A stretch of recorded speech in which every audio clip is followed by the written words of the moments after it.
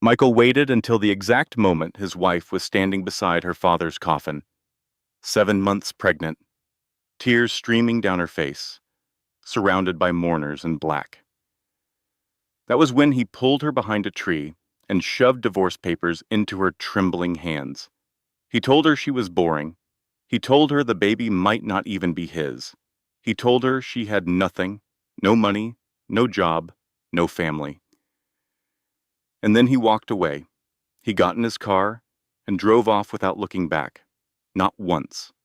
He left her collapsed on the ground at her own father's grave, clutching her pregnant belly, sobbing so hard she could barely breathe. Michael thought he had won. He thought Sarah was finished.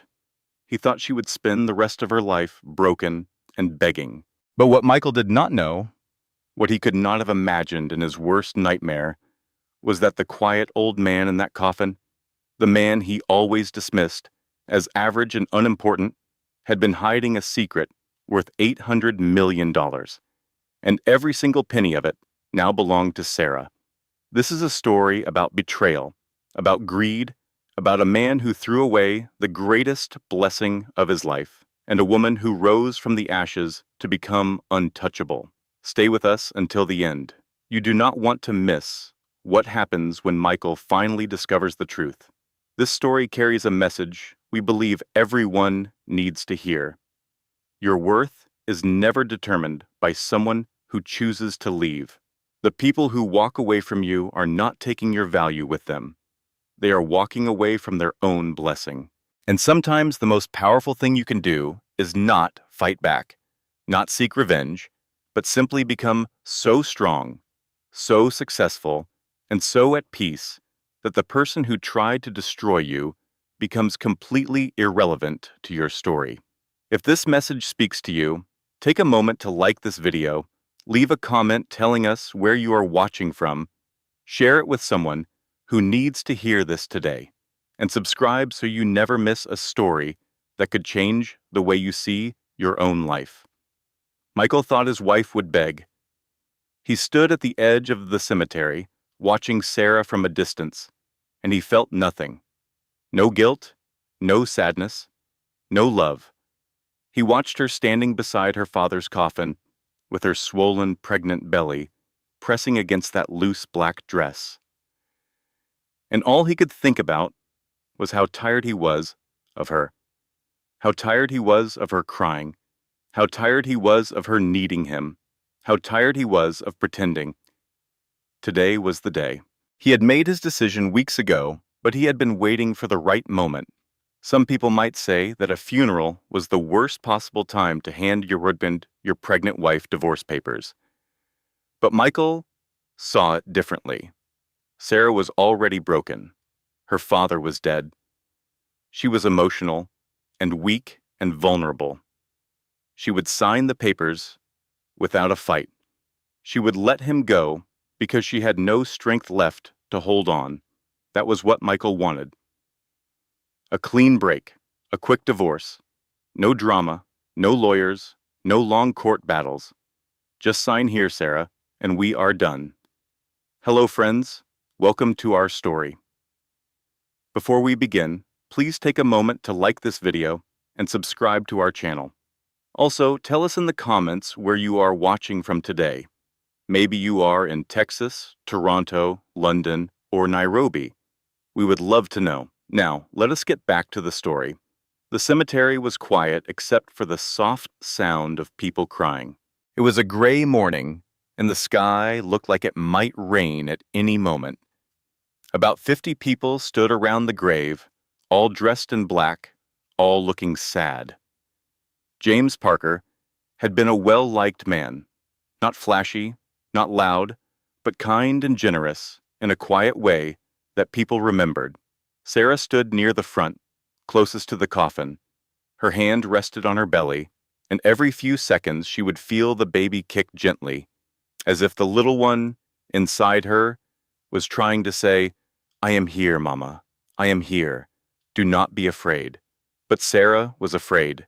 She was terrified. Her father had been her rock, her anchor, the one person in the world who always told her the truth. When she was a little girl and had nightmares, he would sit on the edge of her bed and hold her hand until she fell asleep. When she was a teenager and boys broke her heart, he would make her hot chocolate and tell her she was worth more than any boy could ever understand. When she married Michael and moved away, her father called her every single day just to hear her voice. Now he was gone, and Sarah felt like someone had cut the rope that held her to the earth, and she was floating away into nothing. "Are you okay?" her cousin Lisa whispered, touching Sarah's arm gently. Sarah nodded, but she was not okay.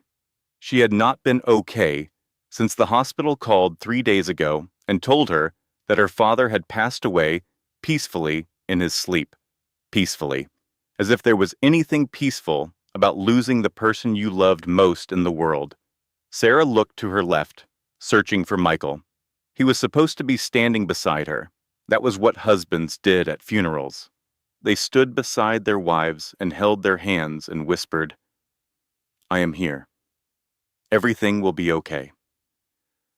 But Michael was not beside her. He stood about 3 feet away, his arms crossed over his chest, staring at his phone. His face wore an expression of pure annoyance, like he was stuck in traffic or waiting in a long line at the grocery store. Like being at his father-in-law's funeral was an inconvenience. "Michael," Sarah whispered, "can you hold my hand, please?" Michael looked up from his phone. Their eyes met, and Sarah searched his face for something. Anything. Kindness, love, even basic human sympathy. But his eyes were cold and flat, like 2 stones at the bottom of a frozen river. "I need to take this call," he said, and he turned and walked away, pressing his phone to his ear, heading toward the parking lot. Sarah watched him go. She watched him walk past her father's coffin without even glancing at it. She watched him pull out his car keys and lean against his car, laughing into the phone about something. Laughing at her father's funeral. The pastor began to speak.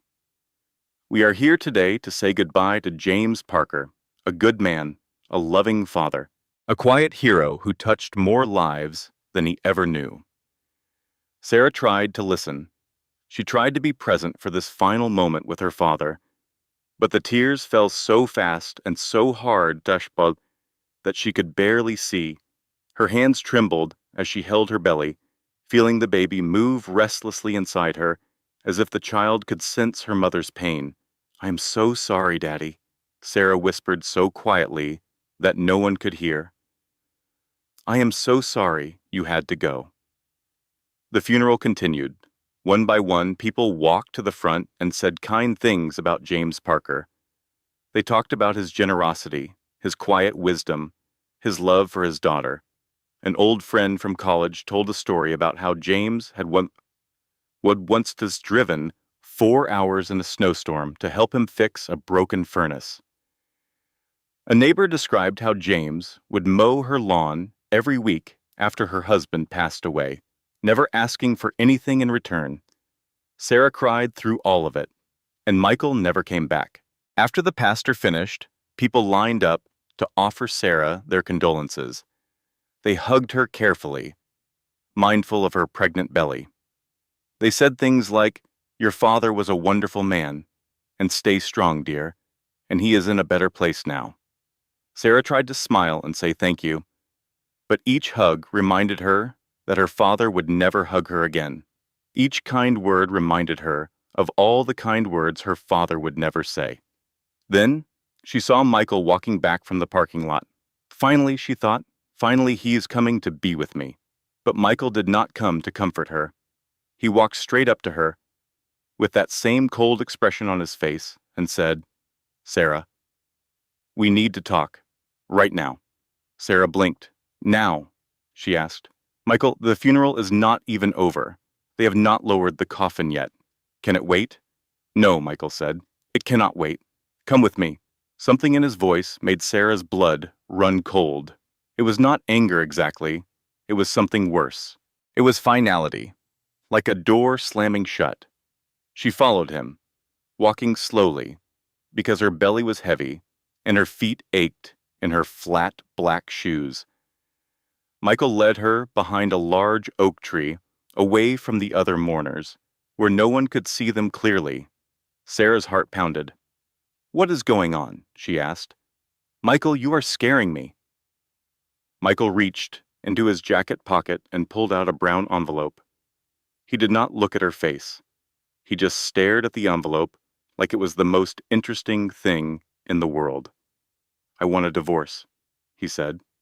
Sarah heard the words, but her brain refused to process them. It was like someone had spoken to her in a foreign language. The sounds reached her ears, but they did not make sense. "What?" she whispered.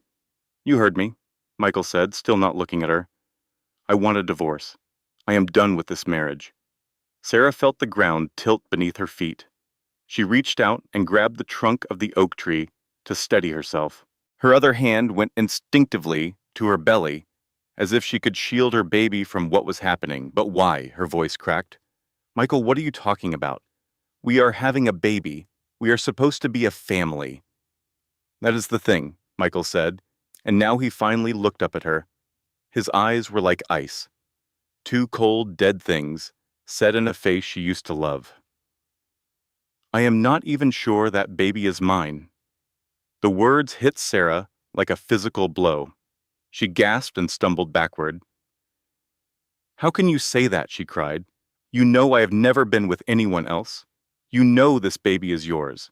Michael, how can you even think something so horrible?" "I think a lot of things, Sarah," Michael said. "I think this marriage was a mistake. I think I have been unhappy for a long time, and I think I deserve better." "Better," Sarah repeated, her voice barely a whisper. "Better than what? Better than me. Better than your own child." Michael shoved the brown envelope into her trembling hands. "The divorce papers are in here," he said. "I already signed my part. You just need to sign yours, and we are done." Sarah looked down at the envelope. Her hands were shaking so badly that the paper rattled. Behind her, she could hear the pastor saying a final prayer over her father's coffin. She could hear people crying softly. She could hear the wind moving through the cemetery trees. And here was her husband, the man who had promised to love her until death did them part, handing her divorce papers while her father's body was being lowered into the ground. "Michael, please," Sarah begged. She reached for his arm, but he pulled away from her like her touch burned him. "Please do not do this. Not today. Not here. I just lost my father. I cannot lose you too. I cannot do this alone. Please, you should have thought about that before," Michael said coldly. "Before what?" Sarah shouted, no longer caring who heard her. "What did I do?" "Tell me, Michael, what did I do wrong?" "You are boring, Sarah." Michael's voice dripped with disgust. "You are always tired. You are always emotional. You cry all the time. You do not take care of yourself anymore. Look at you. You have gained so much weight." "I am pregnant," Sarah screamed through her tears. "I am pregnant with your baby. Of course I have gained weight. Of course I am tired. How can you be so cruel?" "I am not being cruel," Michael said, straightening his tie like they were discussing the weather. "I am being honest. I do not love you anymore, Sarah. I have not loved you for a long time, and I am tired of pretending." Sarah wrapped both arms around her belly. She could feel the baby kicking hard now, agitated by the stress hormones flooding through her body. She wanted to collapse. She wanted to scream until her throat was raw. She wanted to wake up from this nightmare. "Sign the papers," Michael said. "Make this easy for both of us." "I will not," Sarah said. Her voice trembled, but there was a thread of steel underneath the pain. "I will not sign them. You cannot just throw me away like I am nothing." "Fine," Michael shrugged. "Then I will see you in court. But trust me, Sarah, you do not want to fight me. You have nothing. No job, no money, no family, now that your father is gone. You have absolutely nothing, and you cannot win."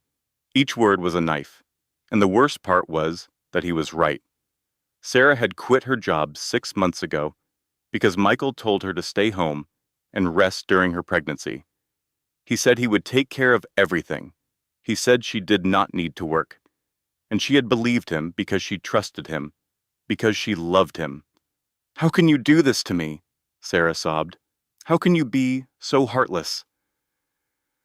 Michael did not answer. He just looked at his watch, like he had somewhere more important to be. Then he said, "I have to go. Sign the papers, Sarah. It is over." And he walked away. He walked through the cemetery without looking back. He walked past the mourners and the flowers and the freshly dug grave. He got into his car, started the engine, and drove away. Sarah watched his car disappear down the road. Then her legs gave out. She collapsed onto the grass, her black dress getting stained with dirt and mud. She hugged her belly and cried harder than she had ever cried in her life. People rushed over. Lisa was the first to reach her. "Sarah, oh my God, what happened? Are you okay? Is it the baby?" But Sarah could not speak. All she could do was cry and hold her stomach and rock back and forth on the ground while the world fell apart around her. Someone called an ambulance because they were afraid she was going into early labor. The paramedics came and checked her vitals and the baby's heartbeat. Everything was fine, physically. The baby was healthy. Sarah's body was intact, but her heart was destroyed. They helped her into Lisa's car. Lisa drove her to her father's house because Sarah had nowhere else to go. The house Michael and Sarah had shared was in Michael's name. He had made that very clear. Lisa helped Sarah inside and onto the couch. She made her tea that Sarah did not drink. She covered her with a blanket that Sarah did not feel. She said comforting words that Sarah did not hear. Sarah just lay there, staring at the ceiling of her dead father's house, holding the brown envelope full of divorce papers, wondering how a single day could contain so much loss. Her father was dead. Her husband was gone. She was 7 months pregnant with no money, no job, and no one to turn to. In the span of 12 hours, Sarah Parker had lost everything, or so she thought. For the next several days, Sarah existed in a fog. She did not eat unless Lisa forced her to. She did not sleep unless her body simply shut down from exhaustion. She did not answer her phone, which rang constantly with calls from Michael's lawyer demanding she sign the divorce papers. She sat in her father's old armchair, the one that still smelled like him, and stared at the wall. The house was painfully quiet, no footsteps, no humming from the kitchen, no voice calling out, "Sarah, honey, come see this." Just silence. The divorce papers sat on the kitchen table, untouched. Sarah looked at them every time she walked past, but she could not bring herself to pick up a pen. Signing those papers would make everything final. It would mean that her marriage, her family, her future as she had imagined it, was truly and completely over. Lisa came by every afternoon with food. "You need to eat," Lisa would say gently. "The baby needs you to be strong." Sarah would take a few bites to make Lisa stop worrying, then push the plate away. Everything tasted like nothing. At night, Sarah would lie in her father's bed and talk to her baby. "I am sorry," she would whisper in the darkness, her hands cradling her belly. "I am so sorry your daddy does not want us. But I promise you, little one, I will love you enough for both of us. I will never leave you, never." The baby would kick in response, and Sarah would cry until she fell asleep. Then, on a Tuesday morning, her phone rang. Sarah almost did not answer. She was tired of Michael's lawyer calling, but when she looked at the screen, it was a number she did not recognize. Something made her pick up. "Hello?" Sarah said, her voice rough from days of crying. "Is this Sarah Parker?" a man asked. His voice was calm and professional. "Yes, who is this?" "My name is Richard Thompson. I am a lawyer. I was your father's attorney.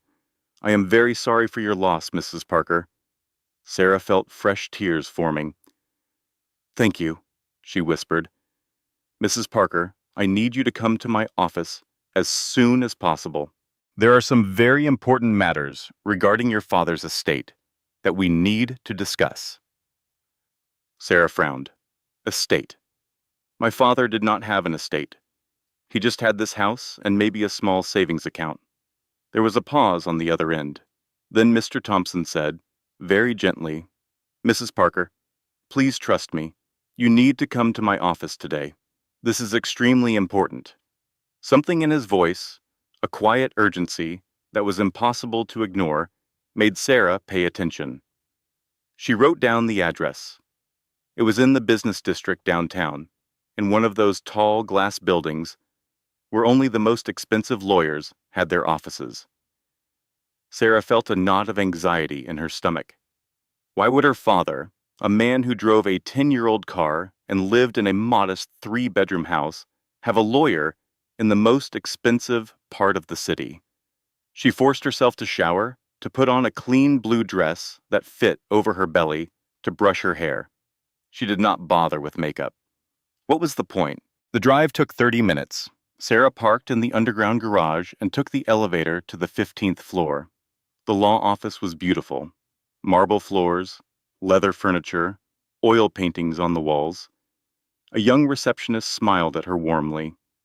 You must be Mrs. Parker. Mr. Thompson is expecting you. Please follow me. Sarah followed her down a long hallway, her heart hammering against her ribs.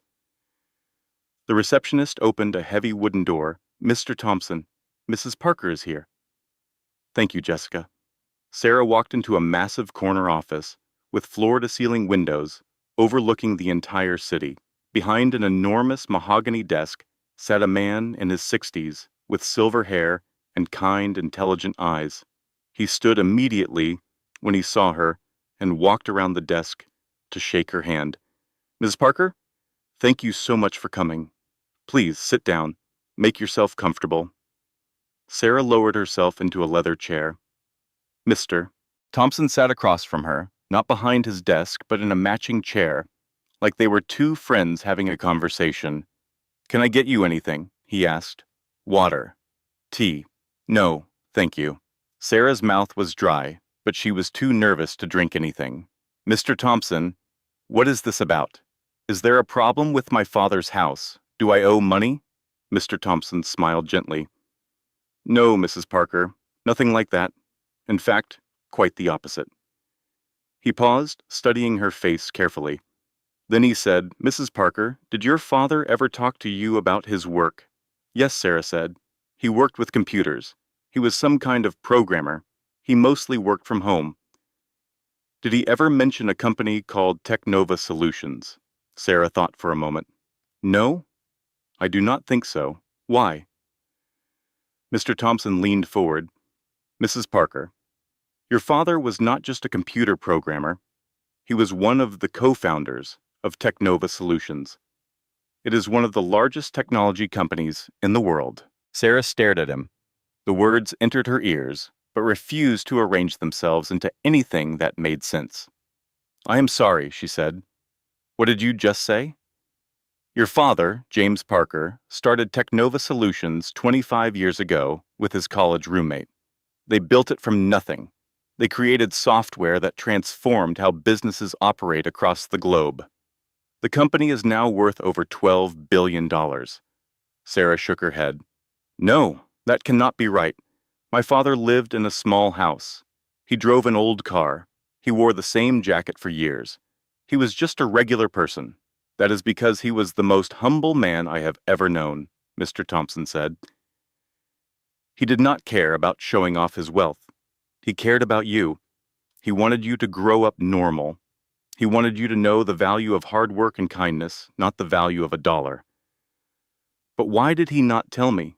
Sarah asked, and the hurt in her voice was unmistakable. Why would he keep something like this a secret from his own daughter? Mr. Thompson sighed deeply. He had his reasons, Mrs. Parker.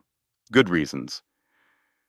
About 3 years ago, your father sold his entire stake in the company. He was getting older. He wanted to retire. He wanted to spend more time with you and prepare for the arrival of his grandchild. Sarah's hand went to her belly.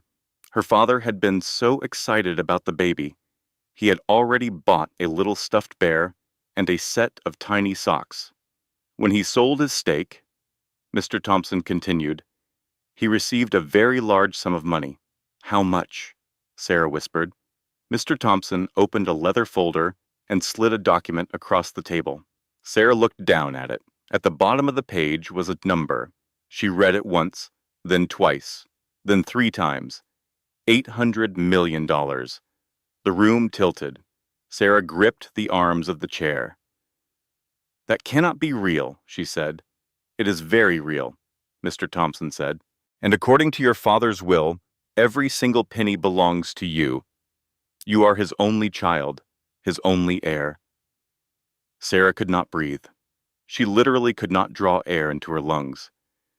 She put her hand on her chest and tried to take a deep breath, but her body would not cooperate.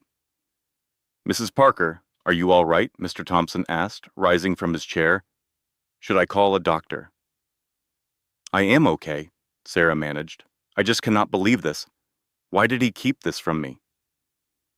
Mr. Thompson's expression grew serious. Mrs. Parker, your father did not trust your husband. What? Sarah looked up sharply. Your father was extremely perceptive, Mr. Thompson continued. He watched how Michael treated you. He noticed how Michael was always asking about finances, always probing about your father's assets. Your father told me, and these were his exact words, Michael does not love my daughter. He loves what he thinks he can get from her. Sarah felt like the room had been drained of air. My father said that. Yes. He was deeply worried about you, especially after you became pregnant. He wanted to tell you about the money, but he was afraid that if Michael found out, he would manipulate the situation. He was afraid Michael would try to take the money and leave you with nothing. Tears streamed down Sarah's face. He was trying to protect me. Yes, Mr. Thompson said softly. He made me promise not to tell you until after he was gone. He said that once he passed, you would need the money to take care of yourself and the baby. He wanted to make sure you and his grandchild would never have to worry about anything ever again. Sarah broke down. She sobbed with her whole body. Deep, wrenching sobs that came from a place so deep inside her she did not even know it existed. Her father had known. He had seen through Michael when Sarah could not, and he had spent the last years of his life building a safety net so strong that nothing could break through it. Oh, Daddy, Sarah whispered through her tears. I am so sorry I did not listen to you. I am so sorry I did not see what you saw. Sarah left Mr. Thompson's office that afternoon feeling like a completely different person. The sadness was still there. The grief was still heavy in her chest. But underneath all that pain, something new was growing. Something that felt like sunlight breaking through storm clouds. Hope. She drove back to her father's house and sat at the kitchen table. The divorce papers were still there, still unsigned. Sarah looked at them for a long time. Then she picked up a notebook and a pen and began to write. At the top of the page, she wrote, Rules for moving forward. Rule number 1, do not fight Michael publicly. Sarah thought about this carefully. She could expose him. She could tell everyone about the divorce at the funeral.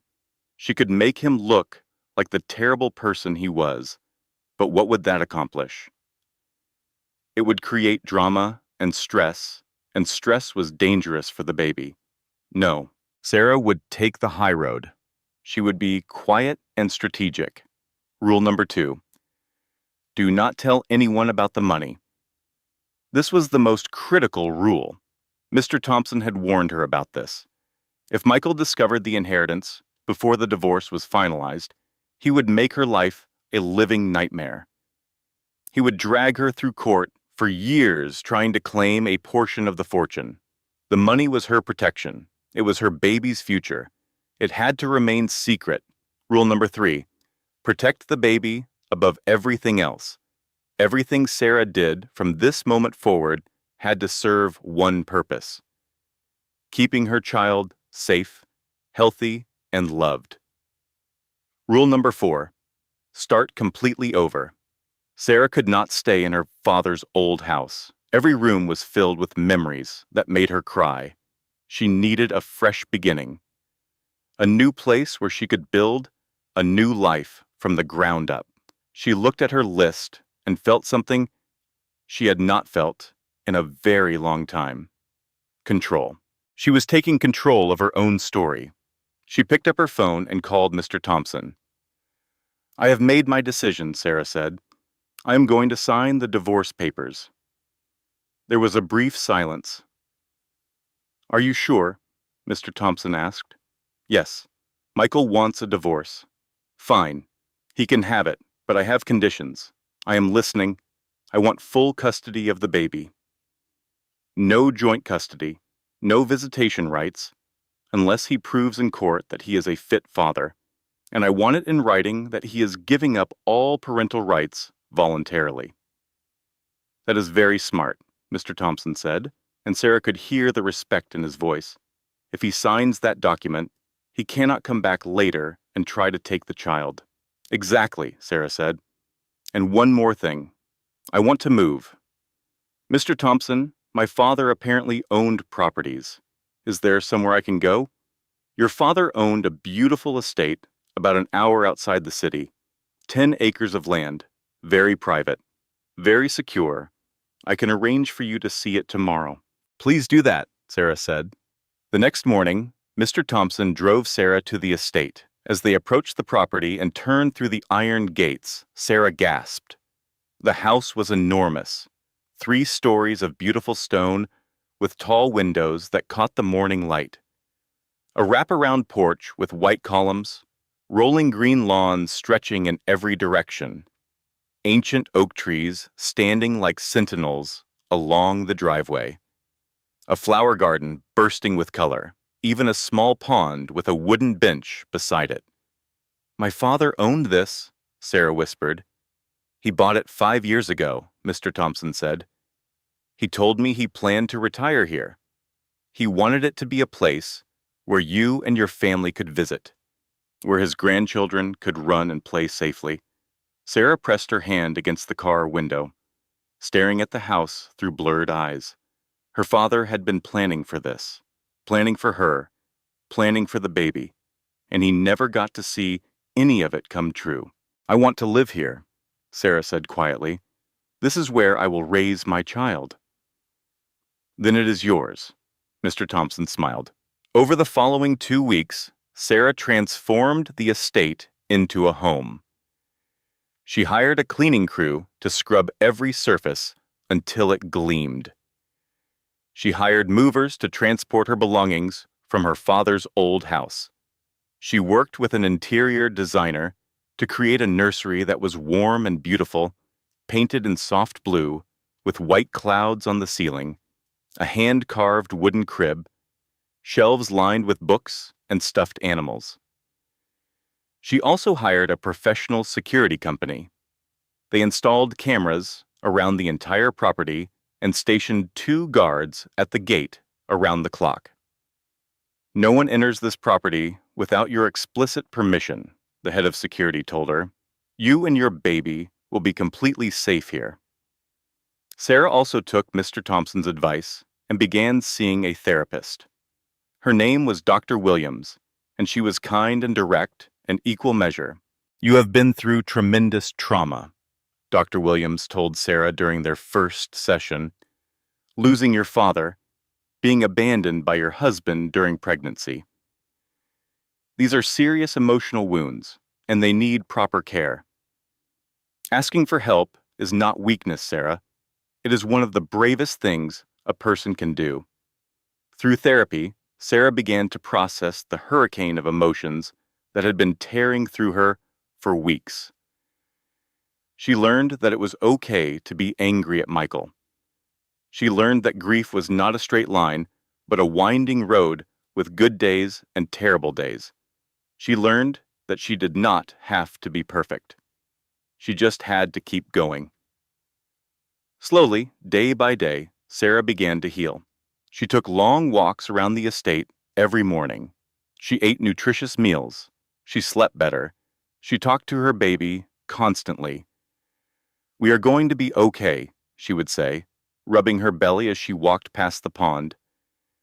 "We are going to have a wonderful life here. I promise you that." And for the first time since her world collapsed, Sarah believed it.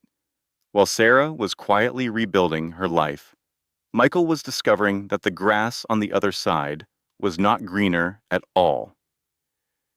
In fact, it was mostly dead. It started with money. Michael sat on the edge of the hotel bed, staring at the bill in his hands. $10,000 for 1 month. His face was the color of old brick. "This cannot be right," he muttered. Rachel Bennett looked over his shoulder, twirling a strand of her long, shiny hair. "Well, there is the room charge, plus room service every day, plus the minibar, plus my spa treatments, plus that dinner at the steakhouse last week. Okay, Michael snapped. "I get it. We need to cut back." But Rachel did not want to cut back. Rachel wanted to upgrade. "Michael, I am tired of living in a hotel," she said, crossing her arms. "I want a real apartment. Something in the city with a doorman, and a gym, and a rooftop pool. You promised me the good life, remember?" "Rachel, those apartments cost a fortune," Michael said. "So?" Rachel shot back. "You told me you were successful. You told me you would take care of everything. Was that all a lie?" "Of course not," Michael said quickly, but he could feel sweat forming on the back of his neck. The truth was that Michael's business was collapsing. His consulting company, which had once been modestly profitable, was hemorrhaging clients. And the reason was simple. Michael had completely stopped paying attention to his work. He missed meetings. He did not return calls. He forgot deadlines. He was so consumed with Rachel and his new exciting life that he had neglected the only thing that actually made him money. One by one, his clients canceled their contracts. Without clients, there was no revenue. Without revenue, there was no way to pay for the hotel, the restaurants, the jewelry, the designer bags he kept buying Rachel to keep her happy. And the house he had shared with Sarah, the one he planned to sell for a nice profit, was sitting on the market with 0 offers. The real estate agent said the market was slow. Michael said the real estate agent was incompetent. "I need you to be patient," Michael told Rachel. "Just a few more weeks, and everything will work out." Rachel narrowed her eyes. "You have been saying that for a month." Their fights became more frequent, almost nightly, actually. Rachel would complain about the hotel, Michael would snap about money, Rachel would threaten to leave, Michael would promise things he could not deliver. It was an ugly cycle that spun faster and faster with each passing day. One evening, in the middle of yet another argument, Michael's phone rang. It was his lawyer, Mr. Davidson. "Michael, we need to talk," Mr. Davidson said. Sarah signed the divorce papers. Michael felt a rush of relief. Finally, that was the first good news he had heard in weeks. "But she added conditions," Mr. Davidson continued. "What conditions?" Michael asked, his relief evaporating instantly. "She wants full custody of the baby, and she wants you to sign away all parental rights." "She cannot do that," Michael shouted. "Actually, she can," Mr. Davidson said calmly. "And honestly, Michael, I do not think you should fight her on this. If you fight for custody, she might request child support. And given your current financial situation, that could hurt you badly." Michael opened his mouth to argue, but the words died on his tongue. His lawyer was right. He was broke. He could not afford a custody battle. And if he was being honest with himself, truly honest, he did not want the baby. He had never wanted the baby. He had only threatened to fight for custody to make Sarah feel afraid. "Fine," Michael said bitterly. "I will sign the papers." "Good," Mr. Davidson said. I will have them sent over today." Michael hung up and stared at the wall. Rachel was watching him from across the room. "You are giving up the baby," she said. "I do not have a choice," Michael replied. "What about child support?" Rachel pressed. "You could get money from Sarah every month." "Sarah does not have any money," Michael said tiredly. "Her father was just a regular guy. He probably left her nothing. There is no point fighting for child support when there is nothing to support with." Rachel made a sound of pure disgust. "So you left your pregnant wife for nothing? No house, no baby, no money. What exactly was the point, Michael?" "The point was you," Michael shouted. "I left her for you, because you told me we would be happy." "Well, I am not happy," Rachel shouted back. "I am living in a hotel we cannot afford with a man who is going broke, and honestly, Michael, I am starting to think I made a huge mistake." The words hung in the air between them, like smoke from a fire. 2 weeks later, Michael signed the custody papers. The divorce was finalized. He told himself he was relieved. He told himself he was free. But late at night, when Rachel was asleep and the hotel room was dark and quiet, Michael would lie awake and think about Sarah. He wondered where she was. He wondered how the baby was. He wondered, for the first time, if he had made a terrible mistake. He tried calling her. Once, twice, 5 times in a week. Every call went straight to voicemail. "Sarah," he said in one message, his voice cracking slightly, "I know I messed up. I know I hurt you, but I still care about you and the baby. Please just let me know you are okay." She never called back. Not once. It was a Thursday afternoon, 6 weeks after the divorce was finalized. Michael sat alone in the hotel room, scrolling through business news on his phone. Rachel was out spending the last available balance on his credit card. He was scanning headlines absent-mindedly, barely reading them, when 5 words made his heart stop. Late business mogul James Parker. Michael's thumb froze over the screen. James Parker. That was Sarah's father. But there had to be hundreds of James Parkers. This could not be the same person. He tapped the headline. The article opened, and Michael began to read. The technology world was shocked this week to learn about the passing of James Parker, co-founder of Technova Solutions, one of the most successful technology companies in the world. But even more shocking was the revelation that Parker, who lived a quiet and private life, left behind a fortune estimated at over $800 million to a single heir. Michael's heart began to pound. He kept reading. Parker sold his stake in Technova Solutions 3 years ago. For an undisclosed sum, though sources close to the deal estimate the figure at approximately $800 million. Parker then retreated from public life, living modestly in a small house and rarely appearing at social events. Small house. Modest life. Michael's hands started to shake. According to Parker's attorney, Mr. Richard Thompson, of Thompson and Associates, the entirety of Parker's fortune has been left to his only daughter. Michael could not breathe. The identity of the heir has been confirmed as Sarah Parker, age 29. And then he saw the photograph. It was Sarah. But not the Sarah he remembered. Not the crying, broken woman he had left at the cemetery. This Sarah was radiant. She stood in front of a stunning estate wearing an elegant maternity dress that showed her pregnant belly proudly. Her hair was styled beautifully. Her skin glowed.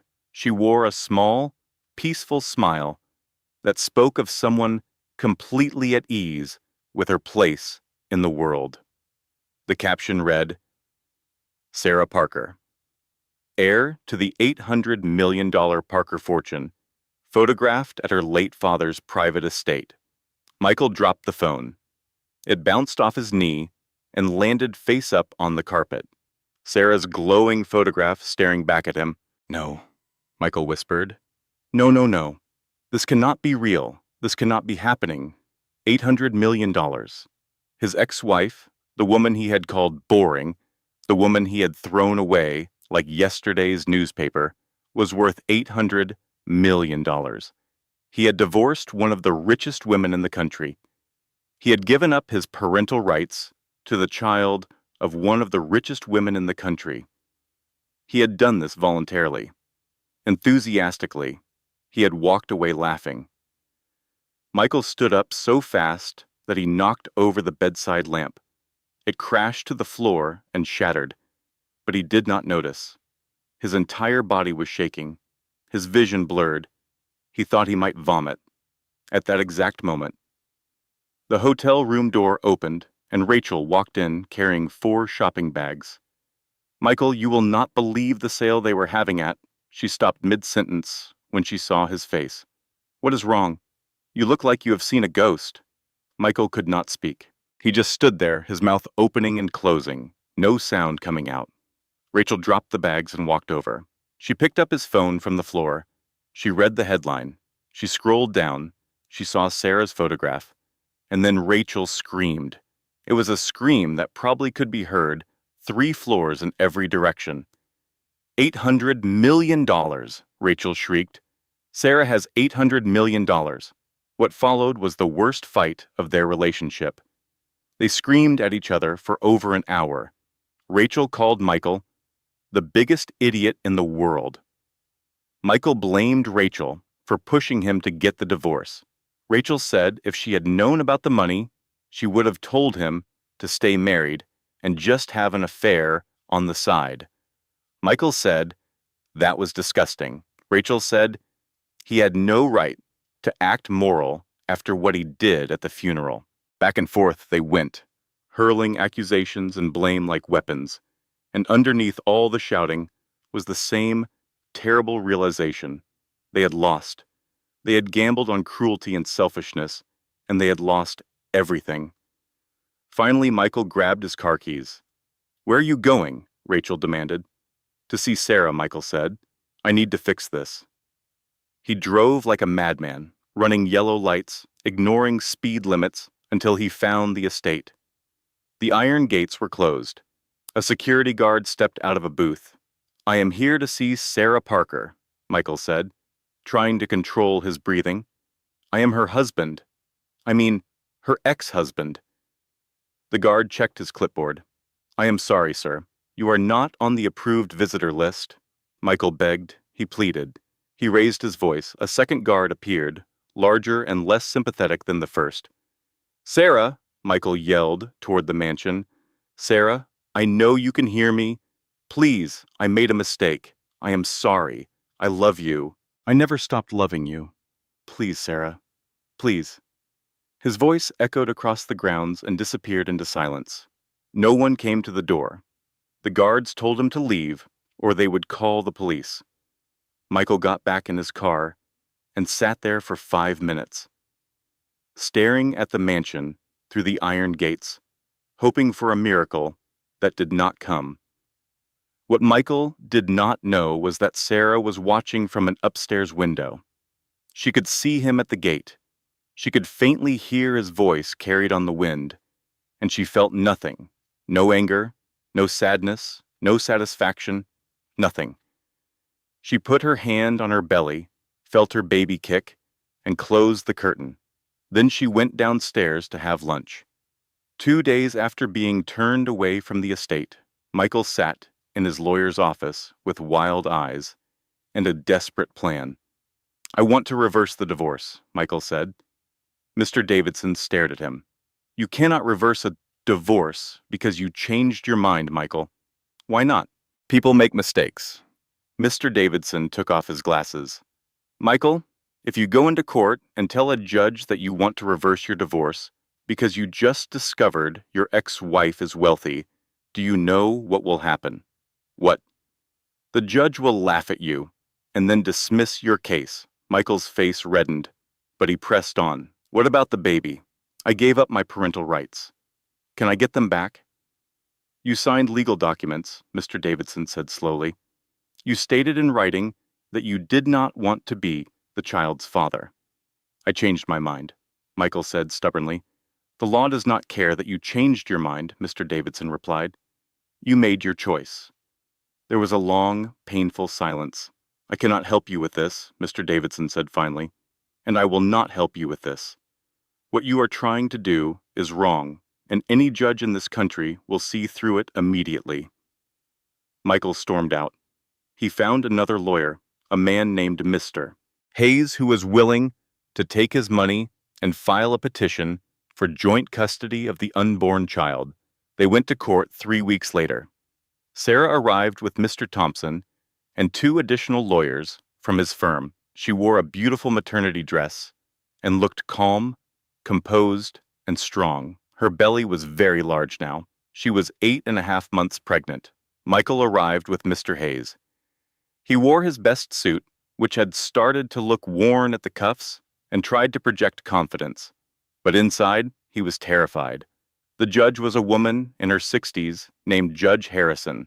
She had sharp eyes, silver hair pulled back tightly, and an expression that suggested she had heard every possible lie and excuse in her 25 years on the bench. Mr. Hayes, Judge Harrison said, looking at Michael's lawyer over the top of her reading glasses. You are here requesting joint custody of a child that has not yet been born. A child whose father voluntarily relinquished all parental rights just 2 months ago. Please explain. Mr. Hayes stood. Your Honor, my client, Michael Bradford, has had time to reflect on his decision. He realizes that he acted hastily and under emotional duress. He loves his child and wants to be part of the child's life. Judge Harrison turned her gaze to Michael. Mr. Bradford, is this true? Michael stood up. He had practiced this speech dozens of times in front of the hotel bathroom mirror. Yes, Your Honor. I made a terrible mistake. I was going through a very difficult time emotionally, and I was not thinking clearly when I signed those papers, but I have had time to reflect, and I know now that I want to be a father to my child. It was a decent performance. But then Mr. Thompson stood up. Your Honor, if I may. Go ahead, Judge Harrison said. Your Honor, Mr. Bradford is not being truthful with this court. He does not want custody of this child because he wants to be a father. He wants custody because he wants access to my client's financial resources. That is not true, Michael shouted. Judge Harrison's gavel came down hard. Order. Mr. Bradford, you will have your turn. Mr. Thompson, continue. Mr. Thompson approached the bench and handed Judge Harrison a thick folder. Your Honor, we have compiled extensive evidence regarding Mr. Bradford's true motivations. Judge Harrison opened the folder and began reading. With each page she turned, her expression grew darker. First, Mr. Thompson said, we have text messages between Mr. Bradford and his girlfriend, Rachel Bennett, sent just 3 days ago. In these messages, Mr. Bradford explicitly states, and I quote from the exhibit, that he wants custody so he can, quote, get child support from Sarah's millions, end quote. Michael felt the blood drain from his face. Second, we have hotel receipts documenting that Mr. Bradford was living with Mrs. Bennett during the entire duration of his wife's pregnancy, including the day of James Parker's funeral. Third, we have sworn statements from 23 people who attended the funeral. Every single one describes the same scene.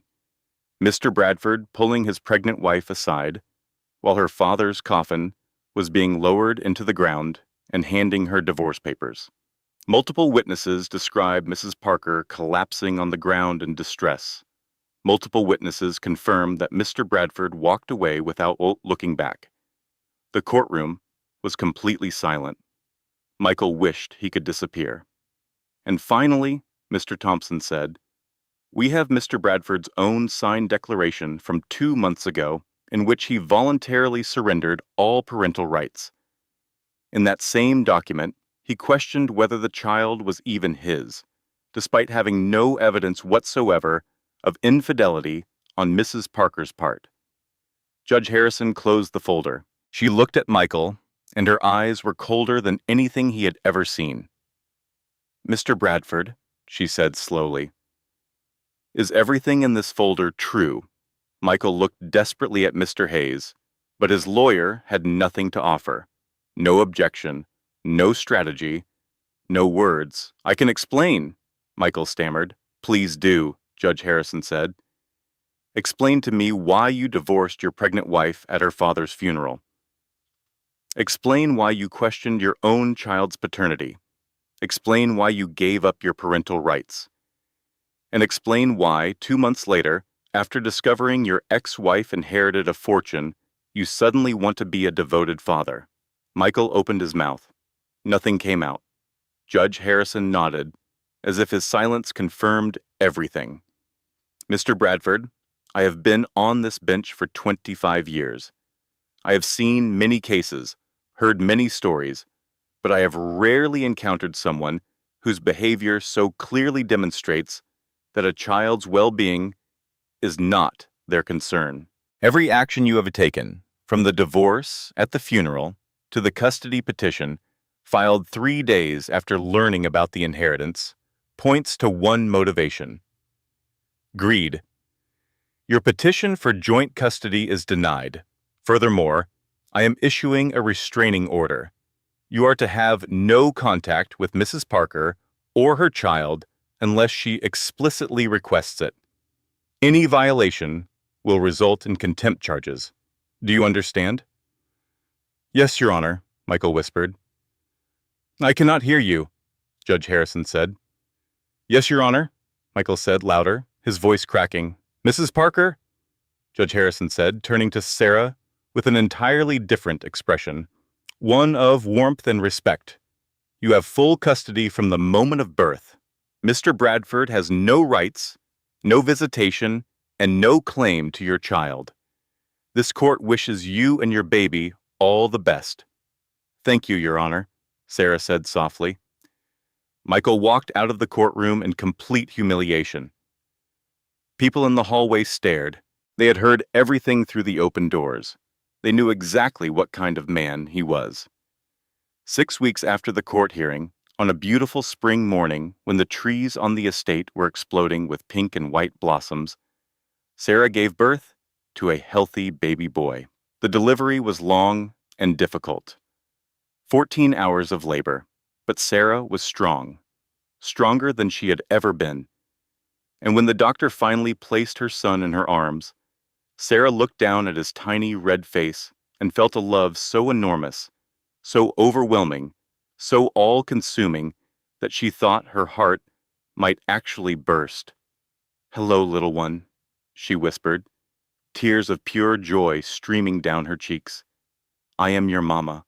I have been waiting so long to meet you." The baby opened his dark eyes and looked up at her, and in that moment, every single terrible thing that had happened over the past months dissolved like fog in sunlight. The grief, the betrayal, the loneliness, the fear. None of it mattered anymore. Because this tiny perfect human was here and he was hers, and she was his, and that was everything. "What are you going to name him?" the nurse asked with a warm smile. Sarah did not hesitate. She had known the answer for months. "James," she said. "His name is James, after his grandfather." Sarah stayed in the hospital for 2 days. Her room overflowed with flowers. Bouquets from Mr. Thompson, a massive arrangement from her cousin Lisa, colorful bunches from friends she had made in recent months, cards and stuffed animals and tiny baby shoes. There was nothing from Michael, no flowers, no card, no call, and Sarah was glad. When she brought baby James home to the estate, everything was ready. The nursery was perfect. The crib was made of hand-carved wood with soft white sheets. A mobile of stars and moons hung above it, turning slowly in the breeze from the open window. Books lined the shelves. A rocking chair sat by the window, positioned so Sarah could look out at the pond while she fed the baby. That first night, Sarah sat in the rocking chair with James sleeping in her arms. Moonlight poured through the window, painting everything silver and blue. "You will never suffer the way I did," Sarah whispered to her sleeping son. "You will never know hunger, or fear, or abandonment." You will grow up surrounded by love. You will be protected. You will be safe. She kissed the top of his tiny head. Your grandfather wanted this for you, she continued softly. He worked his entire life so that you could have everything you need, and I am going to honor his gift. I am going to use it wisely. I am going to make him proud. The baby sighed in his sleep, his tiny fingers curling around the collar of Sarah's shirt, and Sarah smiled through her tears. Over the following months, Sarah threw herself into building something meaningful. She started the James Parker Foundation, a charity dedicated to helping single mothers and their children. The foundation provided free housing, job training, childcare, and educational programs. Sarah remembered too well how terrified she had been when Michael left, how alone she felt, how hopeless. She did not want any other woman to experience that kind of despair. She wanted every struggling mother to know that someone cared, that help existed, that their situation was not permanent. The foundation grew rapidly. Within its first year, it had helped over 500 families across 3 cities. Sarah visited the centers regularly, sitting with the mothers, listening to their stories, playing with their children. One afternoon, a young woman named Katie approached Sarah at one of the centers. Katie was 23, with a toddler on her hip and dark circles under her eyes. Mrs. Parker, Katie said quietly, I just wanted to thank you. When my boyfriend left me, I had nothing. No money. No family nearby. I thought about giving up. I really did. But then someone told me about your foundation, and now I have an apartment, and I am enrolled in nursing school, and my daughter goes to the daycare here. You saved our lives. Sarah hugged her. You saved your own life, Katie. I just helped open a door. You are the one who walked through it. Sarah also invested wisely, working with expert financial advisors, learning everything she could about technology and business, just as her father had done. Some investments failed, but most succeeded. Her fortune grew steadily. She began speaking publicly about her experience. She gave interviews about single motherhood, about grief, about rebuilding after betrayal. She never mentioned Michael by name, but everyone knew who she was talking about. The best revenge, Sarah said in one interview that went viral, is not revenge at all. It is becoming the person you were always meant to be. It is refusing to let someone else's cruelty define your story. People loved her. Magazines featured her on their covers. She won awards for her philanthropy. Universities invited her to speak to graduating classes. She became a symbol of resilience and grace under pressure.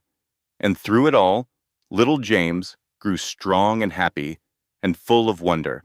He took his first steps on his first birthday, wobbling across the estate's enormous living room, while Sarah cheered and clapped and cried happy tears. He was a joyful child, always laughing, always reaching for things, always curious about the world. Sarah made sure James knew about his grandfather. She told him stories every night about how smart Grandpa James was, how kind, how he built something amazing from nothing, how he loved his grandson before he was even born. Your grandfather was a hero, Sarah would tell little James, and you carry his name. That is something to be very proud of. Michael's life went in the opposite direction. After the court hearing, everything collapsed like a building with its foundation removed. First, Rachel left. She packed her bags one morning while Michael was sleeping and disappeared. She left a note on the hotel nightstand that said, I cannot be with someone who has nothing to offer. Goodbye. Michael tried calling her for 3 days. Every call went straight to voicemail. On the 4th day, the number was disconnected. Rachel Bennett had vanished from his life as quickly as she had entered it. His business followed. The last remaining clients, the ones who had stayed out of loyalty or inertia, finally left. They had read about the court case. Everyone had. The story of the man who divorced his pregnant wife at her father's funeral had spread through social media like wildfire. No one wanted to be associated with Michael Bradford. He lost his office because he could not pay the rent. He sold his car to cover his most pressing debts. He moved out of the hotel and into a cramped studio apartment in a rough neighborhood on the far side of the city. The apartment had thin walls, a broken heater, and a persistent smell of old cooking oil that no amount of cleaning could remove. Michael spent his days applying for jobs and his nights lying awake in the dark, staring at the water stains on the ceiling. No one would hire him. His reputation was destroyed. The moment any potential employer searched his name online, they found the articles, the headlines, the court transcripts, the story of what he had done. He was radioactive. Sometimes late at night, when the apartment was dark and the neighbor's television was bleeding through the thin walls, Michael would take out his phone and scroll through old photographs. There was one from his wedding day, Sarah smiling at him with so much love in her eyes that it almost hurt to look at. There was another from the day she told him she was pregnant, her face glowing with happiness, holding up the positive test, tears of joy on her cheeks. He had held all of that in his hands, all that love, all that devotion, all that goodness. And he had crushed it deliberately. One afternoon, Michael was walking through downtown, heading to yet another job interview that he knew would lead nowhere, when he looked up and saw a billboard. It was enormous, stretching across the entire side of a building. The photograph showed Sarah holding baby James. They were both smiling. Sarah looked stunning, confident and radiant and completely at peace. The baby was reaching up to touch her face, and she was laughing. The text on the billboard read, "The James Parker Foundation, helping families build better futures." Michael stood on the sidewalk and stared up at that billboard for a very long time. People walked around him. Cars honked. The city moved on.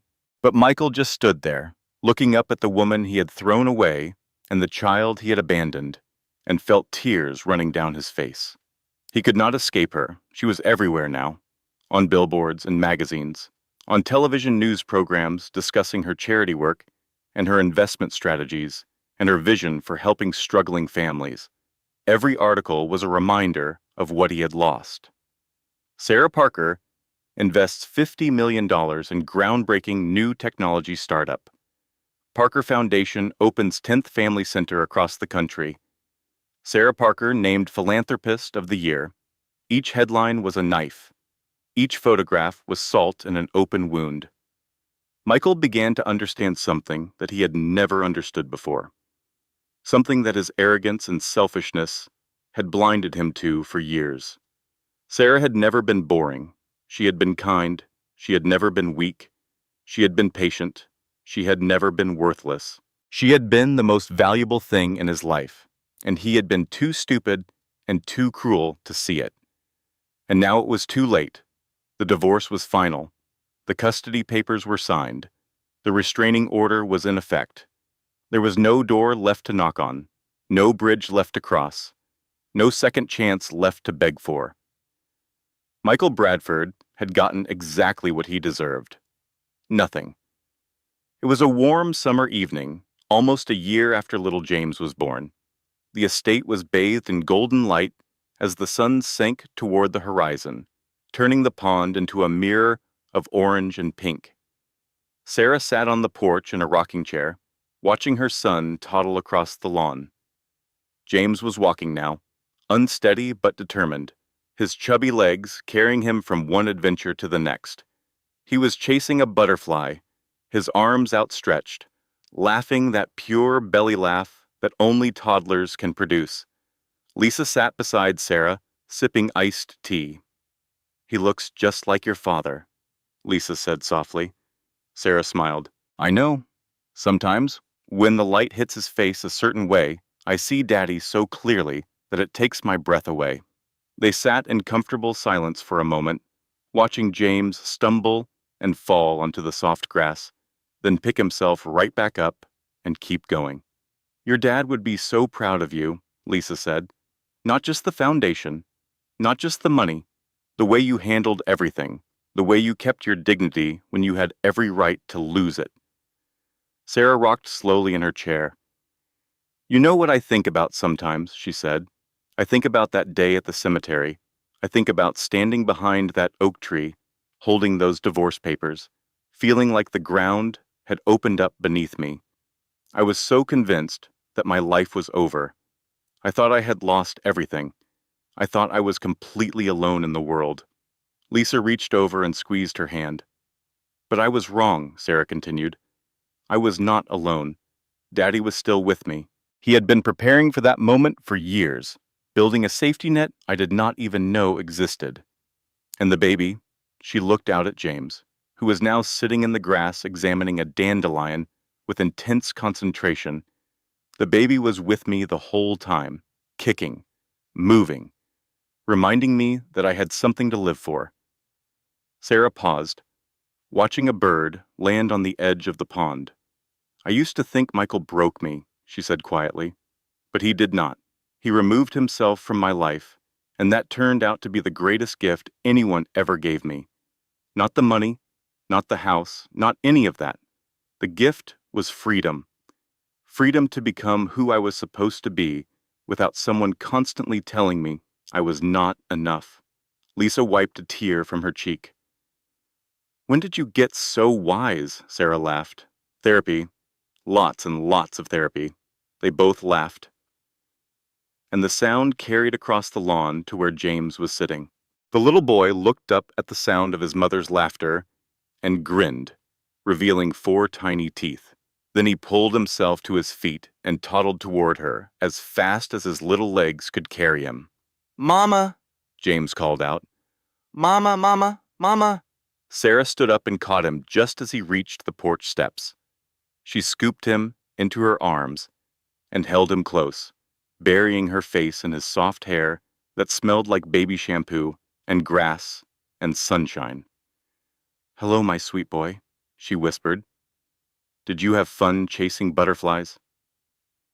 Butterfly, James said seriously, pointing back toward the lawn. That is right, Sarah said. Butterfly. You are so smart, James. Just like your grandfather. She carried him inside as the last rays of sunlight painted the estate in gold. The house was warm and full of life. Photographs lined the hallway. There was one of Sarah's father holding a baby James for the first time, a photograph that did not exist, of course, but instead there was a beautiful framed portrait of James Parker himself, young and smiling, standing in front of an early computer, back when Technova Solutions was just a dream in a college dorm room. Sarah stopped in front of the portrait, as she did every evening. Say goodnight to Grandpa, she told little James. Nye, James said, waving a chubby hand at the photograph. Sarah smiled and carried him upstairs to the nursery. She changed him into his pajamas, the ones with little stars on them. She sat in the rocking chair by the window and opened a picture book. Once upon a time, Sarah read softly, there was a little bear who went on a big adventure. James nestled against her chest, his eyes growing heavy. By the time Sarah reached the end of the story, he was asleep. She closed the book gently and sat there for a moment, rocking slowly, feeling her son's heartbeat against her own. I want you to know something, she whispered to her sleeping child. Your grandfather loved you before you ever took your first breath. He spent his whole life making sure you would be safe and taken care of. Everything I have, everything we have, exists because of his love. She kissed his forehead. And your father, she continued, even more quietly. Your father made choices that I cannot explain to you right now. Maybe someday, when you are older, we will talk about it. But here's what I need you to understand, James.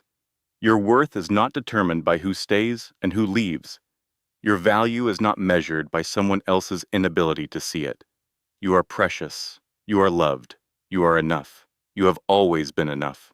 She placed James gently in his crib and pulled the soft blanket up to his chin. The mobile of stars and moons turned slowly above him, casting tiny shadows on the ceiling. Sarah stood in the doorway and watched him sleep, his chest rising and falling, his tiny fists curled beside his face. Perfect, peaceful, safe. This was her life now, not a fairy tale, not a story with a prince who came to rescue her. This was something better, something real, a story about a woman who rescued herself, whose father's love became her shield, who found strength she never knew she possessed, who built something beautiful from the ashes of something terrible. Sarah turned off the nursery light and walked down the hallway to her own bedroom. She paused at the window and looked out at the estate grounds, silvered now by moonlight. The pond glittered. The oak trees stood tall and ancient, their branches reaching toward the stars. Somewhere out there, in a cramped apartment on the wrong side of the city, Michael Bradford was lying awake, haunted by the life he had destroyed. But Sarah did not think about Michael. She had not thought about him in a very long time. He had become exactly what her therapist once described, a chapter in a book she had finished reading. She did not need to go back and reread it. She knew how it ended, and she had moved on to better chapters. Sarah climbed into bed and pulled the covers up. She reached over to the nightstand and picked up a small frame photograph that she kept there. It showed her father, James Parker, sitting in his favorite armchair, reading a newspaper, completely unaware that someone was taking his picture. It was the most ordinary photograph in the world, and it was Sarah's most treasured possession. "Thank you, Daddy," Sarah whispered to the photograph. "Thank you for everything. I hope I am making you proud."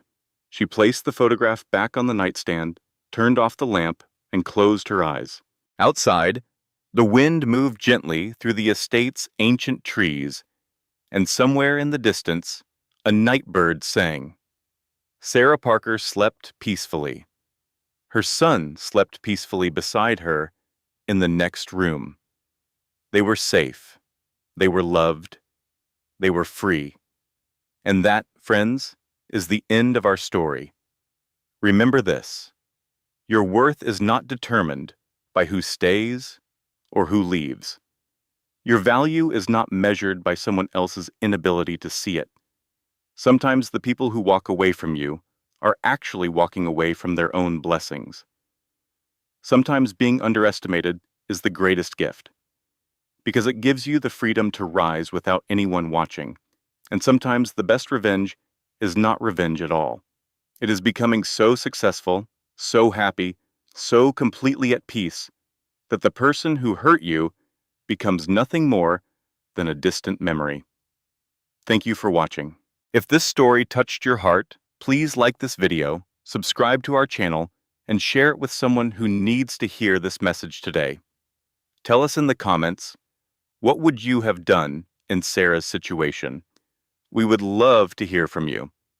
Until next time, take care of yourselves, and remember, you are stronger than you think. This content was carefully researched, developed, and manually edited by our team to deliver meaningful stories and real-life lessons to our audience. Thank you for being part of this community.